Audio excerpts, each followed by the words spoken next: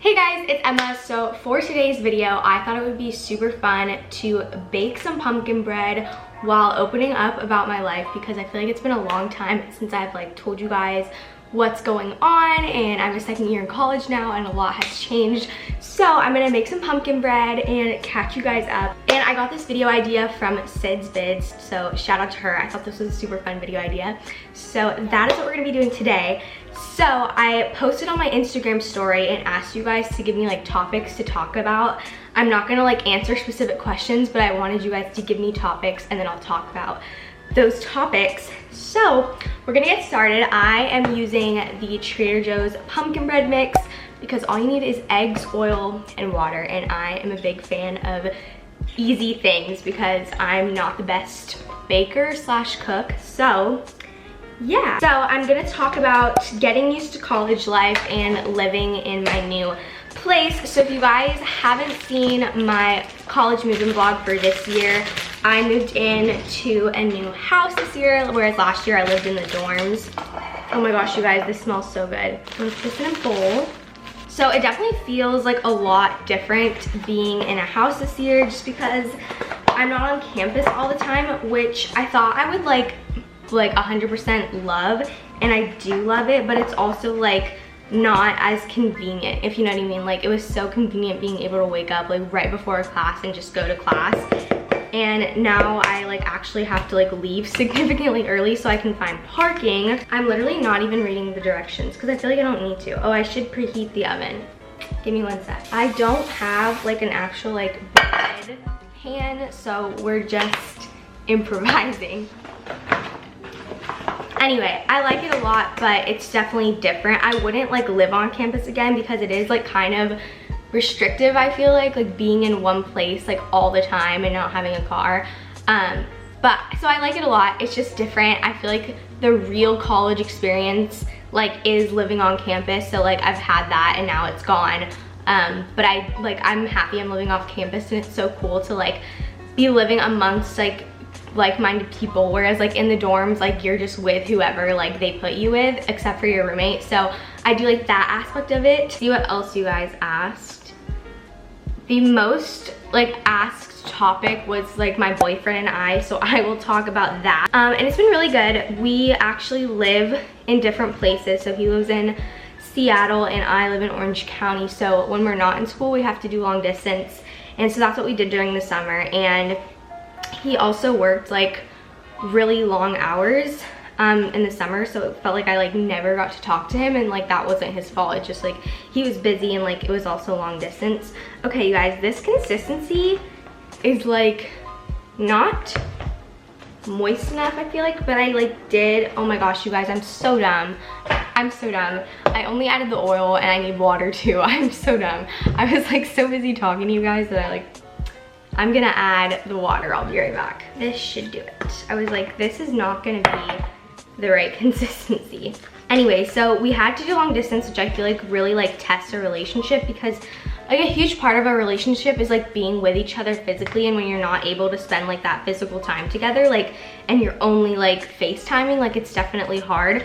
But I feel if you're both committed, you can make it work.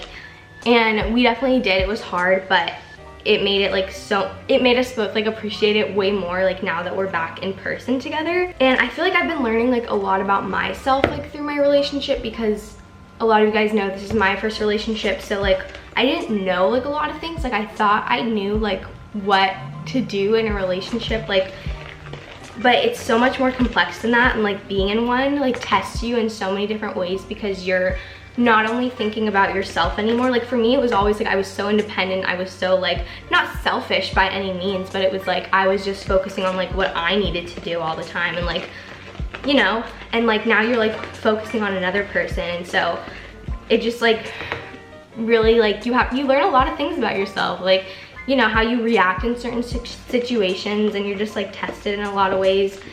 And you really have to humble yourself, because you have to be open to receiving feedback, you know. I know I'm not perfect, and sometimes my boyfriend will tell me oh maybe try this, you know what I mean, and I do the same thing with him. You just have to be receptive to hearing what the other person might say.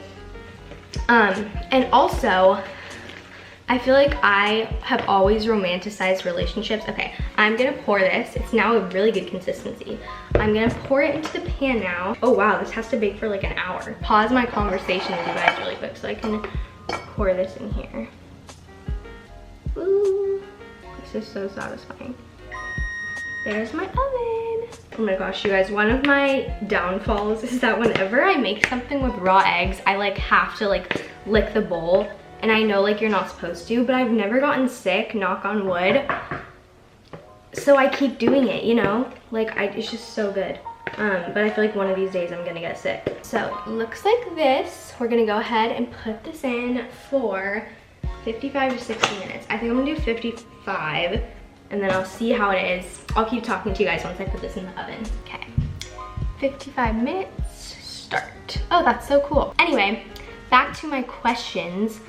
What was I saying? Oh, about like how I romanticize relationships before I got in one. I think I like had kind of an unrealistic idea of like what relationships are supposed to be like, because it's so hard now, like with social media, like you literally think every like couple is perfect, and I feel like it's in some ways it's like kind of dangerous, because if that's like your mindset about like what relationships are, you could potentially like prevent yourself from being in like a normal healthy relationship, because you think like if anything goes wrong, like, oh, they're not your person. And like I wasn't like that extreme by any means, but like I definitely like thought like, oh, if like the right person, like you're not gonna argue about anything, like you're never gonna have bumps in the road, which is like so not true. Like it's what I've learned is that it's all about like how you deal with like those things that you disagree on, like whether you like choose to like, you know, like calmly like have a discussion, or if you choose to like walk away and like fight about it. You know, it's like all about how you guys decide to deal with those disagreements. Okay, the next topic that I got a lot was about Greek life. So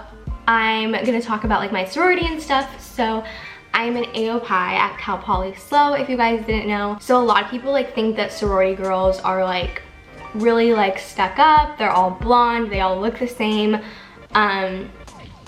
They're like not nice, they party a lot, but that's like, and that can be true in some instances, but it's definitely not true in a lot of like circumstances. Like a sorority is like a group of like like-minded women who like you just like surround yourself with, who like uplift you and encourage you and things like that. It's more like a support system, and it can be superficial if you want it to be, but it's definitely not in a lot of cases. And I know for me, I've met like so many of my best friends, and like I've just like, I feel like I like only like have like positive things to say about it. So I guess it just depends like where you go to school and like who you surround yourself with and like what sorority you join. But I know for like me, like Greek life is not like that at all.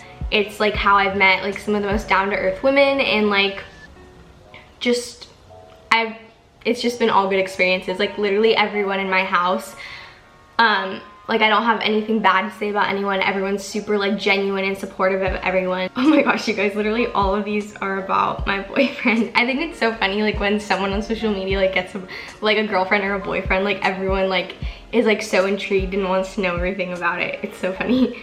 I mean, I'm the same way, so I'm not like, it's just funny. Okay, now I'm gonna talk about rejection, specifically like going back to like a little over a year ago when I was rejected from my dream school, USC. If you guys haven't seen the video where I just literally talked about getting rejected, like right after I got rejected, I will link it below. It's super raw, a little crying, but you guys know that was like a big like part of my life, and like a lot of you guys know about it, which goes to show like it really like affected me. But now a year later, I can like honestly tell you I'm so glad like things didn't work out that way. Like I'm so happy where I ended up. So if you have been rejected from your dream school and you're like just starting out at a new school, just know like you will likely find your place there and not be able to imagine yourself anywhere else. And that's where I am right now. I'm so glad I ended up here, and it's a lot cheaper too, so I'm not gonna have any student debt, hopefully. And I've just met some really great people here, and I feel like I've just really found my place. And I don't think, looking back, that I would have found that at USC. I think some people work really well there, but I don't think it would have been for me. I think I wanted it so badly to be for me because it's like a media school, but I don't think I would have been happy. I think there are a lot of superficial people there. I think there are a lot of wealthy people there, and I don't think I would have like fit in. But I feel like the like pace here in San Luis Obispo is like way more my style. People are so down to earth, and I just like it so much better. And my boyfriend always tells me, he's like, I'm so glad like you didn't get into USC because I wouldn't have met you. And I think about things like that because I've met like so many of my best friends and like my boyfriend, and like I've just like had so many opportunities here. I wouldn't have been exposed to any of that had I gone to USC. So I am really happy things worked out. So hopefully that encourages you guys a little bit if you are dealing with a similar situation. It all works out. Okay guys, so I'm back. My roommates wanted to make a little appearance, but this is my pumpkin bread. It looks really good. I'm really happy because I usually like mess things up when I bake, and it looks really good. So I'm gonna let this cool off, and while it's cooling off, I'm gonna answer one more question or like topic. So I saw a lot of questions related to stress and like how I deal with stress in college.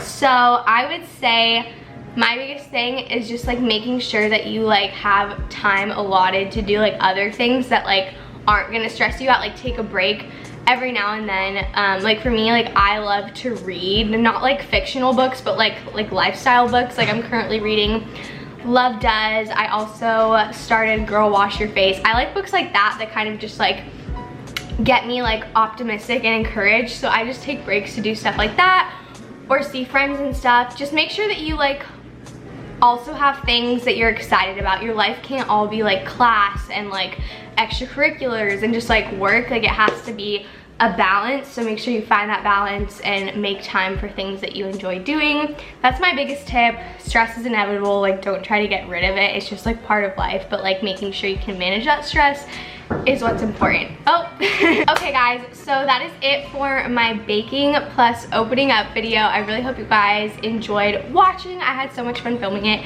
If you guys like to see more of these videos, definitely give this video a thumbs up.